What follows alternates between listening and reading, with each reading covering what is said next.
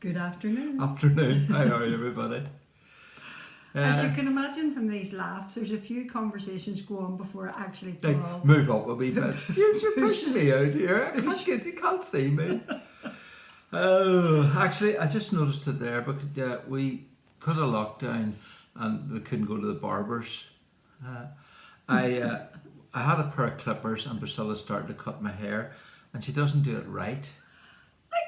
Honest to goodness. No, seriously, it doesn't. I like a one. Well, you know what you around can the do. side, and don't go there. And then you clip it.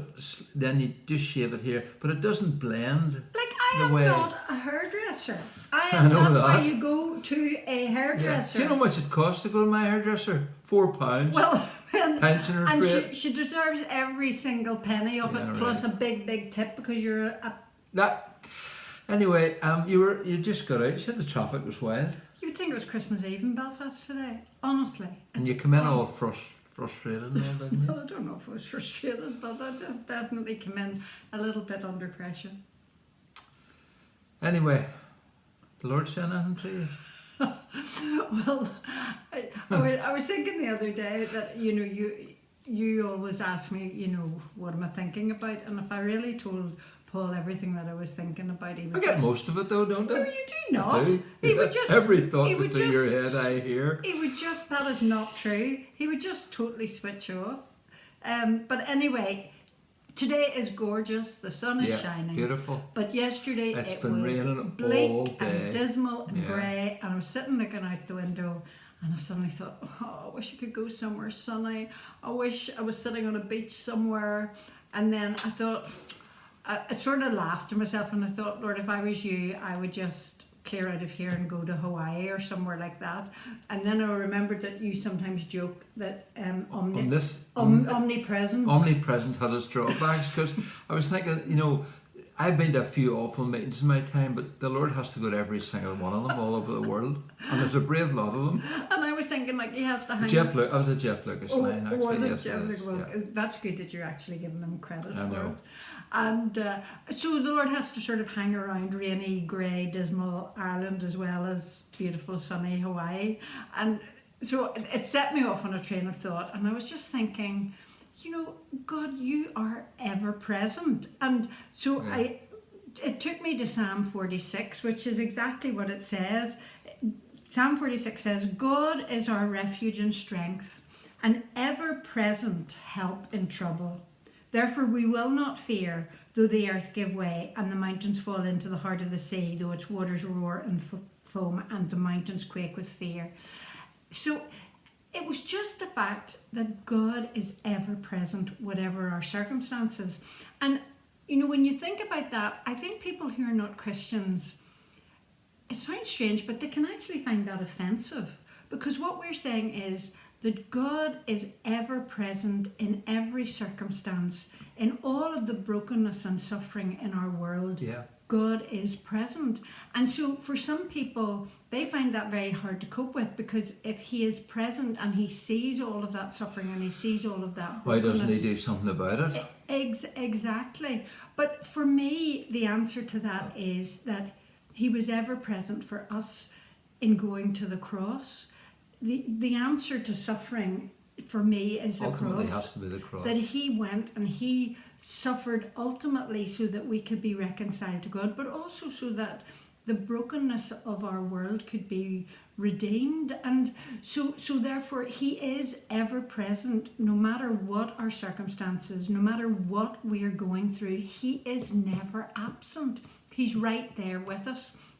And when you are going through really difficult times as a Christian, personally, I find that gives you incredible comfort. And it's not that he fixes it all the time. No, that's true. It's not that the You difficult... get grace to get through it as opposed to go around it, don't you?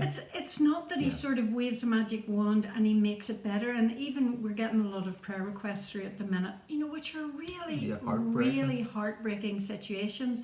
And I suppose my biggest prayer is at the moment is, Lord, be present with them and let them know and experience your presence. I was following up on that in one sense. I think I mentioned it before, but one of my daughters, Lucy, bought me a thing that basically you write your life story, you know, with little stories every week and send them off, and after a year they publish a book. And I've been doing that. And yesterday's question was, what advice would you give to your great-grandchildren? So as an old person, you can't wait to get into that there.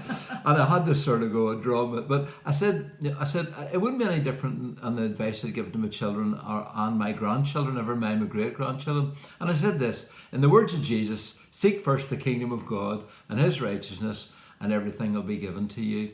And I said, this begins with a relationship with God through Jesus, and everything else flows from that. And I wanted in one sense emphasize to them something about the life of faith. It has a start and it grows.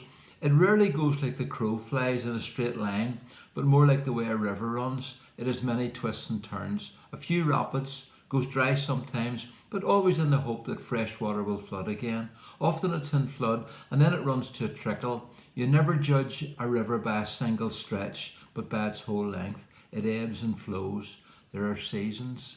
That's very good. Is it, wasn't it? It's not quite. I'm quite impressed. I know, thank you, darling. and I just said that the only one constant is the love, the faithfulness, and the presence of God. And if you don't quit, you win. And I wanted to say to him that wherever point you're at in your life's journey, you know, the river of faith, if I could put it like that as a metaphor, is normally it's flowing freely. That's what the expectation is. But sometimes it takes a terrible turn, and sometimes it runs to a muddy trickle. And you got to be convinced that no matter what's going on in your life or in this world, the presence of God is with you. And I think that's our theme for the day, isn't it? That no matter what you're going through, no matter what we're going through in our world with COVID, He is present. He's with you right now. Please be comforted in that. And this is what I wrote about it, because it just struck me, you know, sometimes when we're under pressure, we want to be anywhere other than where we are. But I felt like the Lord was saying, you know, I'm not elsewhere. I'm right here. So this is what I wrote. You're not elsewhere. You're here in these tears, in this heartbreak of broken lives and broken bones. For some to claim your presence offends. Did you not speak the word to light the formless void? Why stand unmoved and stare as cruel feet stamp out that very light? Like ancient voice I cry to flee, to find a place of rest far from the tempest and howling storm. Undaunted, still you stand, flung wide arms revealing cruel piercing, as wings unfurled create the shadow of a certain love, calling me to take eternal refuge until the disaster has passed. Wow, I love that. You're a bit of a poet, aren't you? Actually, Priscilla's got a book of poetry coming up. Hopefully it'll be out before Christmas and you can buy it for your granny. I hope they don't or you know, buy dozens of copies. Listen, with a national, just wanted to, exactly, just remember tomorrow's National Day of Prayer for Ireland, and we are hosting a prayer meeting at 10 a.m. Details published on our Facebook page. That's the CFC. Well, lots of other people are doing it. If you want to join us at 10 o'clock tomorrow morning to pray for an hour, come in and out if you want to. The Zoom link will be there, and we're gonna join in with Christians all over Ireland on our National Day of Prayer. Have a great weekend. Bye. Bye.